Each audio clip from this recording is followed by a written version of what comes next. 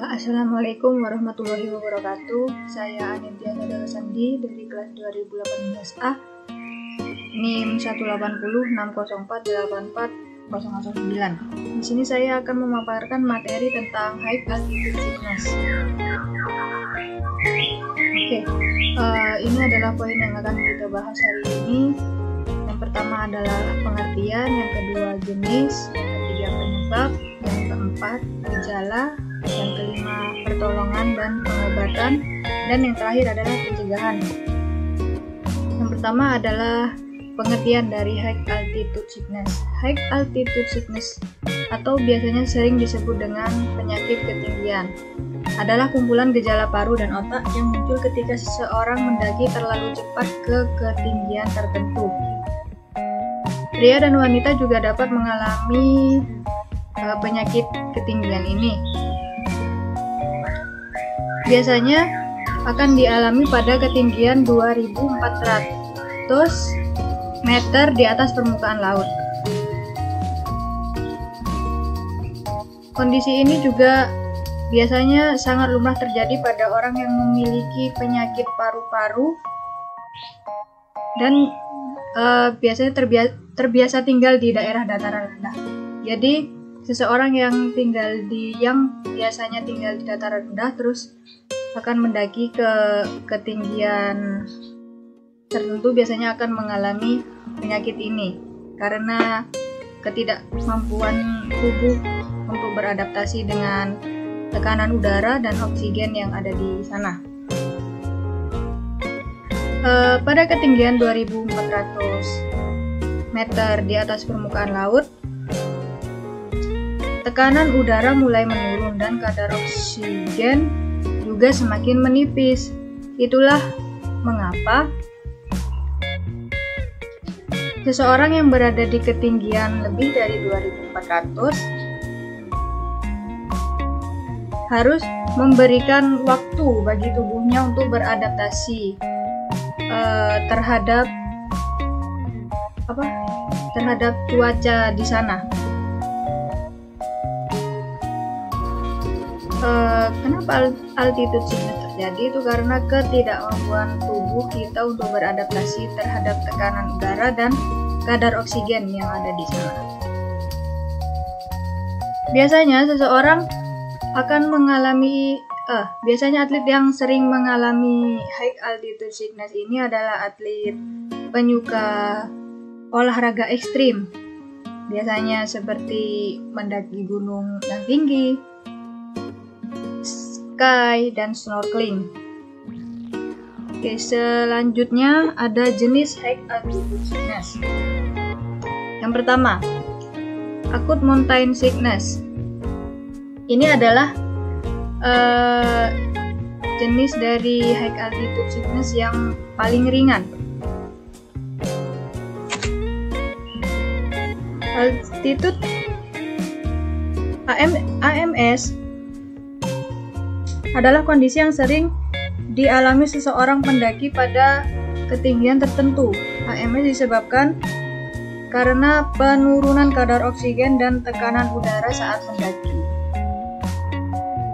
AMS sendiri pertama kali dikenalkan di Amerika pada abad 16 dan 17 oleh misionaris asal Spanyol. AMS biasanya didefinisikan sebagai gejala non-spesifik yang biasanya akan muncul beberapa jam setelah pendakian, dengan keluhan utama sakit kepala, sesak nafas, dan lelah. Keluhan ini biasanya akan meningkat beberapa jam setelah pendakian dengan keluhan setelah berada 4-6 jam di ketinggian 2000 sampai 2500 meter di atas permukaan laut. Biasanya gejala ini akan hilang 1-3 hari jika pendaki berhenti melakukan pendakian. Misalnya beristirahat, tidak melakukan pendakian selama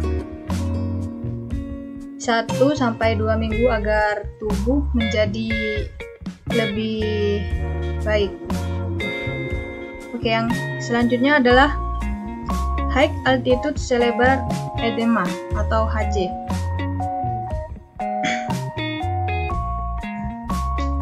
Ini adalah penumpukan cairan di otak yang menyebabkan otak membengkak dan tidak berfungsi normal.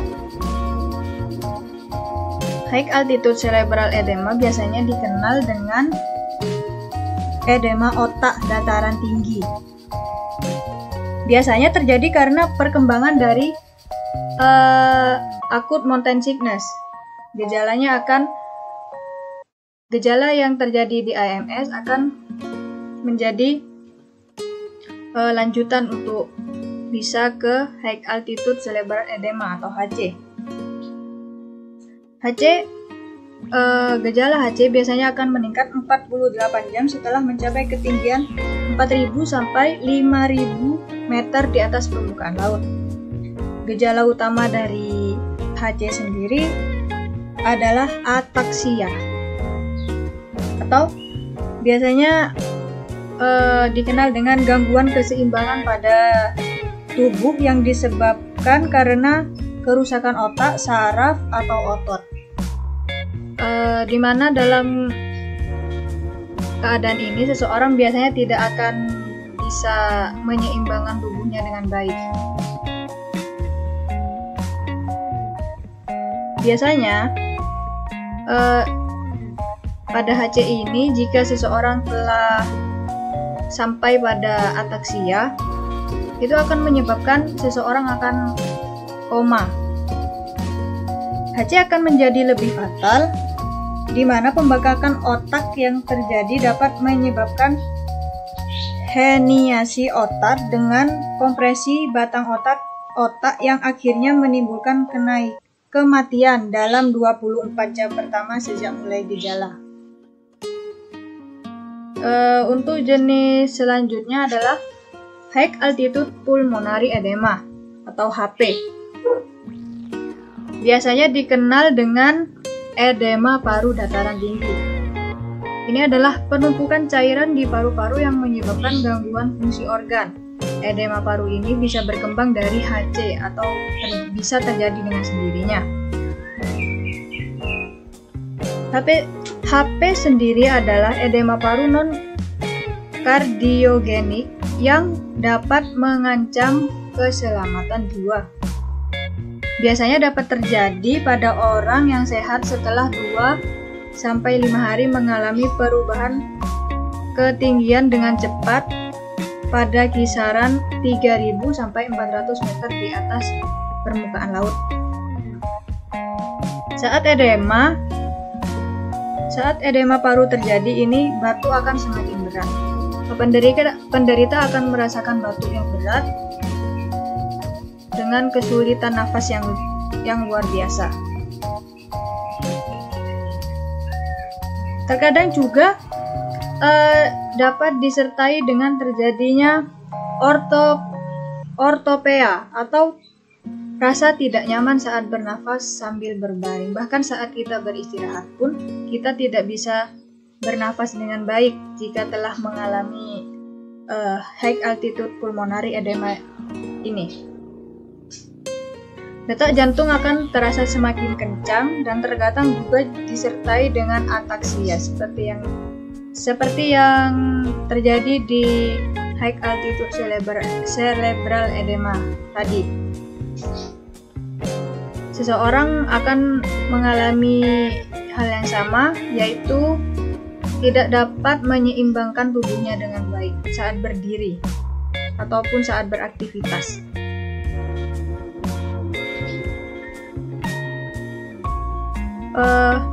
Pada tingkat HP ini, penurunan kesadaran yang juga merupakan indeksi pembengkakan otak. Jadi, seseorang yang telah mengalami HP ini akan mengalami ketidaksadaran, yang artinya itu adalah sudah terjadi pembengkakan di otak penderita. Oke, yang selanjutnya adalah penyebab High Altitude Sickness. Yang pertama, pernah mengalami altitude sickness sebelumnya. Seseorang yang pernah mengalami altitude sickness sebelumnya akan berpotensi besar akan mengalaminya lagi di pendakian selanjutnya. Yang kedua adalah mengkonsumsi alkohol. Mengkonsumsi alkohol ini dapat mempengaruhi tubuh untuk menyesuaikan diri dengan ketinggian. Dan mengkonsumsi alkohol sendiri juga dapat mempengaruhi tingkat hidrasi tubuh. Dan yang ketiga, ada mendaki terlalu cepat, lebih dari 2000 meter per hari, yang artinya kita tidak memberikan tubuh untuk beradaptasi dengan tekanan udara dan kadar oksigen. Yang keempat ada hipotermia, yang kelima kelelahan, dan yang terakhir adalah kurangnya asupan cairan atau dehidrasi. Ini juga menyebabkan high altitude sickness karena di dataran tinggi yang dingin itu tubuh juga akan mengeluarkan banyak cairan seperti mengeluarkan banyak cairan dan mengeluarkan banyak tenaga untuk menjaga tubuh agar tetap hangat. Dan yang selanjutnya adalah gejala high altitude sickness.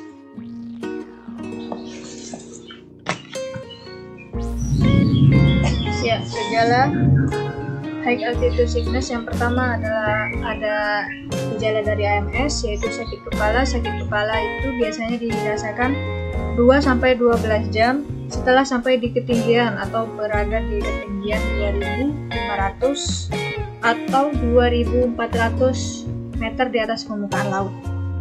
Yang kedua ada kelelahan, yang ketiga tidak nafsu makan, dan yang terakhir ada mual hingga muntah. Gejala dari high altitude cerebral edema. Yang pertama adalah gejala lanjutan dari AMS, yaitu sakit kepala, kelelahan, tidak nafsu makan, mual hingga muntah. Yang kedua, merasa sangat lelah, bingung, itu yang sudah seperti yang saya jelaskan tadi. Misal kita kebingungan dengan mengapa saya tidak dapat menyeimbangkan tubuh saya dengan baik, seperti itu.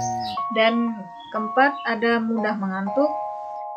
Dan yang terakhir adalah sulit menjaga keseimbangan tubuh. Gejala yang selanjutnya dari high altitude pulmonary edema atau HP, yaitu sesak nafas saat beraktivitas dan beristirahat, tubuh menjadi lemah, batuk yang sangat berat.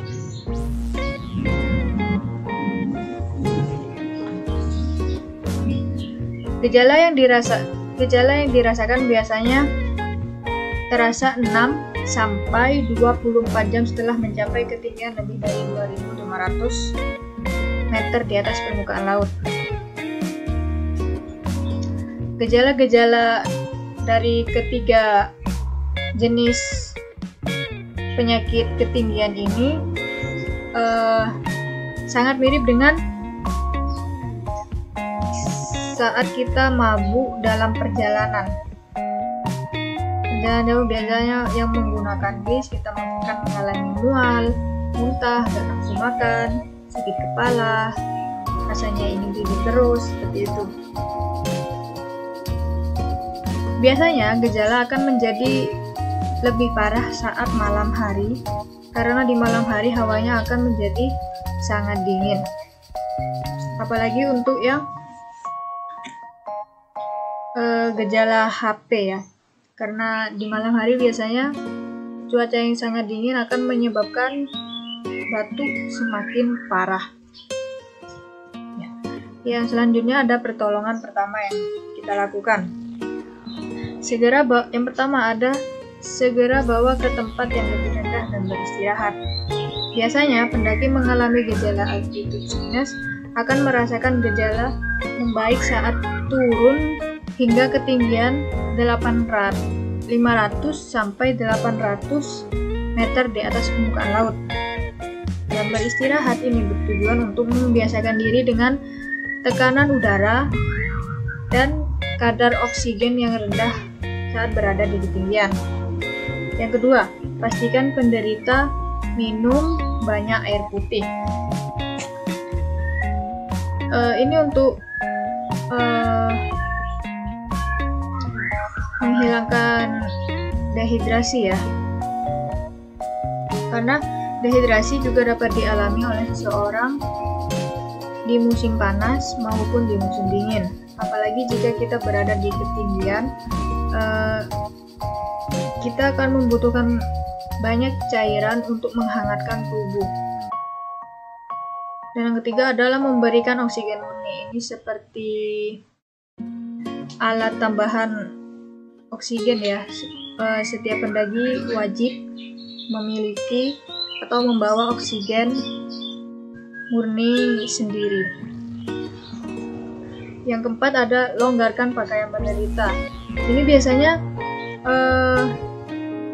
terjadi pada saat kita mendaki dalam keadaan musim dingin, yang pastinya kita akan memakai pakaian yang sangat tebal, sehingga itu akan menyulitkan penderita untuk bernafas dengan baik. Maka dari itu kita harus melonggarkan pakaian penderita agar dapat bernafas dengan lega. Dan yang terakhir adalah berikan paracetamol atau ibuprofen untuk mengatasi sakit kepala. Ini hanya untuk gejala yang ringan ya, dan tentunya juga berdasar dengan rekomendasi dokter. Jangan terlalu banyak mengkonsumsi obat paracetamol dan atau ibuprofen ini pada saat kita mengalami gejala-gejala ini. Ini selanjutnya ada pengobatan. Ini adalah obat-obat yang banyak direkomendasikan oleh dokter. Yang pertama adalah acetolazamide, yaitu untuk meredakan gejala sesak nafas, dexamethasone untuk mengurangi pembekakan oleh otak, nifedipine untuk meredakan nyeri dada dan sesak nafas, dan terakhir adalah penghambat fosfodiesterase atau meningkatkan aliran darah ke paru-paru. Selanjutnya, pencegahan. Pencegahan yang pertama adalah mendaki dengan perlahan. Ini untuk membiarkan tubuh agar beradaptasi dengan tekanan udara dan oksigen yang semakin tinggi akan semakin menipis. Yang kedua adalah tubuh selalu terhidrasi. Hal ini untuk menghindari dehidrasi ya pastinya. Karena semakin tinggi ketinggian yang akan kita daki, semakin banyak tenaga yang kita gunakan, dan semakin dingin pula suhu yang akan kita rasakan. Maka dari itu kita tidak boleh sampai dehidrasi. Pilihan yang ketiga adalah latihan fisik yang cukup. Ini diperlukan bagi pendaki yang baru memulai untuk mendaki alias pemula, karena kita tidak tahu medan apa yang akan kita hadapi di atas gunung nanti. Maka sangat dianjurkan bagi pendaki untuk menyiapkan fisiknya sebelum mendaki. Yang keempat ada istirahat yang cukup. Jangan terlalu terburu-buru untuk mencapai puncak. Berikan waktu untuk tubuh beristirahat agar tubuh dapat beradaptasi dengan tekanan udara dan kadar oksigen yang rendah. Terus yang kelima ada hindari tidur di ketinggian 2800 mdpl. Karena semakin tinggi kita berada, semakin rendah kadar oksigen yang akan kita dapat, sehingga sangat tidak memungkinkan untuk tidur di atas ketinggian 2800 meter di atas permukaan laut. Dan yang terakhir adalah lakukan pemeriksaan kesehatan ke dokter, yang ini wajib, apalagi bagi pendaki yang memiliki masalah dalam kesehatan pernafasan, paru-paru. Itu sangat wajib sebelum kita melakukan pendakian, apalagi melakukan pendakian di gunung yang sangat tinggi. Nah, selanjutnya ya, terima kasih. Mungkin itu saja materi yang bisa saya paparkan. Semoga bermanfaat dan mohon dikoreksi apabila ada salah. Terima kasih. Wassalamualaikum warahmatullahi wabarakatuh.